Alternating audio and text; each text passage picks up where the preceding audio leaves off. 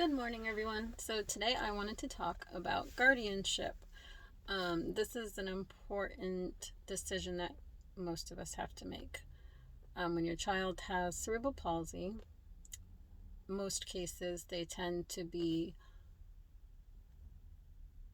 in need of care for the rest of their lives. I would say a majority of the cases. I think those that are very mild and can function and walk and have regular schooling, obviously they can take care of themselves. But the majority of us have children that need us to care for them for the rest of their lives, which is always daunting to think about, scary, overwhelming at times. But I've known this day was coming for a long time. I have belonged to boards and groups for his whole entire life. I started researching when he was a few months old, all about cerebral palsy, and desperately trying to find parents that were in the same boat as me, because 17, almost 18 years ago, social media wasn't like it was today. And all I wanted to find was other babies like him. And how did they turn out? And what were their parents going through? I needed to relate to people. I needed to know I wasn't the only person going through this. Because as a parent, it's extremely difficult. Especially at 23 with your first baby. And I felt all alone. Because my husband kind of checked out mentally. He didn't deal with any of it. I dealt with everything. And I had to navigate through this life on my own and find out everything that I needed to do to give him the best life ever. So I researched everything. I spent hours and hours on the internet, which was a lot more difficult back then because internet was slow. I would have to go to the library to use their computers because at home my internet wasn't that great and my computer wasn't great. So I would pack him up in his little car seat and go to the library and use their computers. And pray that he slept, because if he wasn't sleeping, he was crying. So I met a few of my friends that I am still friends with to this day on Baby Center. We met in the cerebral palsy groups, and I still talk to quite a few of them. And we have watched our children grow up together. And I never would have imagined them where they are today. You know, they're amazing. They've done so well, and we've done so much for them.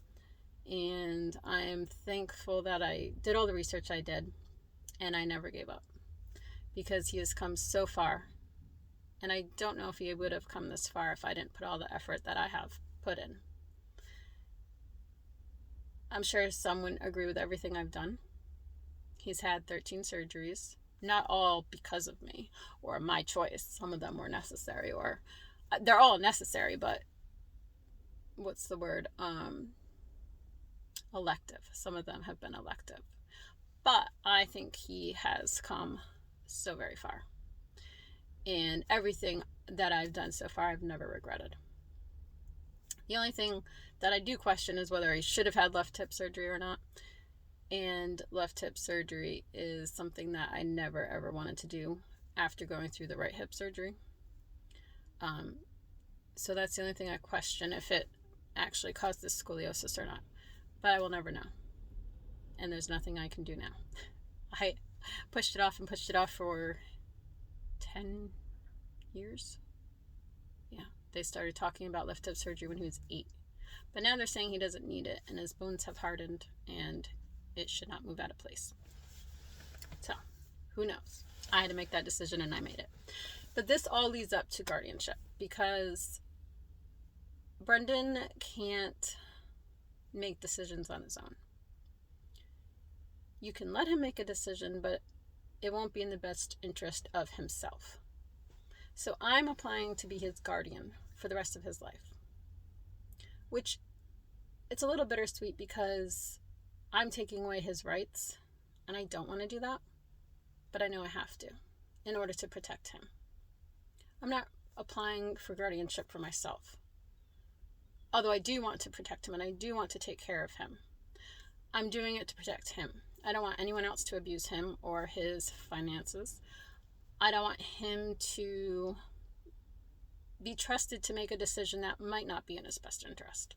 So I want that responsibility. I've done it for almost 18 years. I can do it for the rest of his life. I don't have a problem with that. I've always put his best interest first, and I will continue to do so. And I don't ever want him to live in a group home. I know some of you might be okay with that.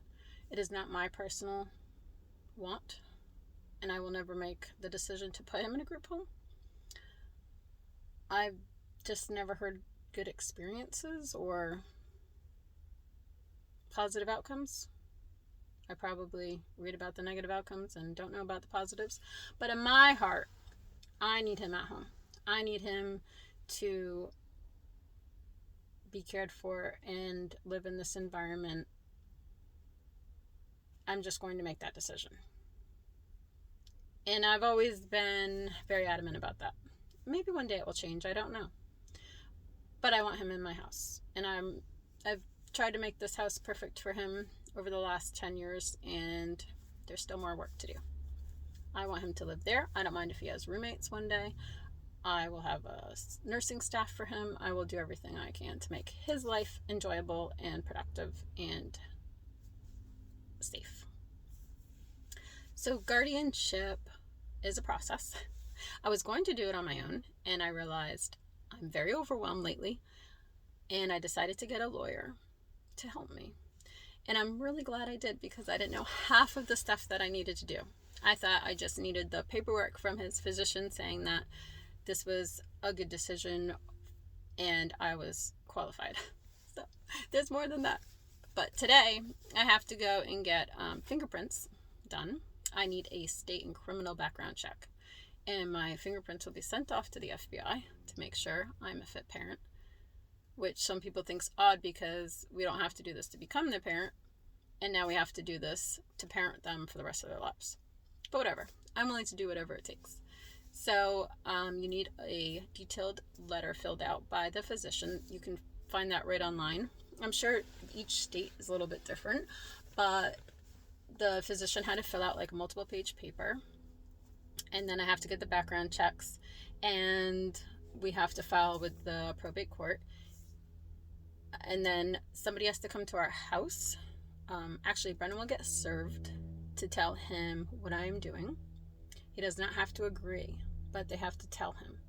And then somebody has to come to our house and do a full report on Brendan and I together to make their opinion if I'm a fit parent to take over his rights, pretty much. So I'm not really worried. I think everything's going to go smoothly. I guess Rhode Island's a little bit more difficult than some states. Don't know why. Don't know other states what their rules are. I just know that I have to do this now, and I've been preparing for a while. You should start about 3 months before they turn 18, so there's no lapse, because some doctors, some schools, they won't allow you to participate in anything if once they turn 18. So your child could say, oh no, you can't come into my IEP meeting, and you can't. You could go to a doctor's appointment once they're 18, and your child could say, I don't want you in the room, and you can't go in. So it's also to protect yourself. You know, they're not always thinking clearly. So we'll have a few, like a month, I think, lapse. But I'm not too worried about that. And I know all those doctors and they all know me. So I'm not too concerned. But I'm starting the process, and I will let you all know how it goes throughout this few months. What is it, October? So I think my court date will be mid-December. So I guess we'll see how it all goes. And today I am going to get my fingerprints done. So thank you for listening. And if you have any questions, always feel free to ask, and I will try to be as detailed as possible. And I hope you all have a great day. It's a beautiful fall day out today. So enjoy.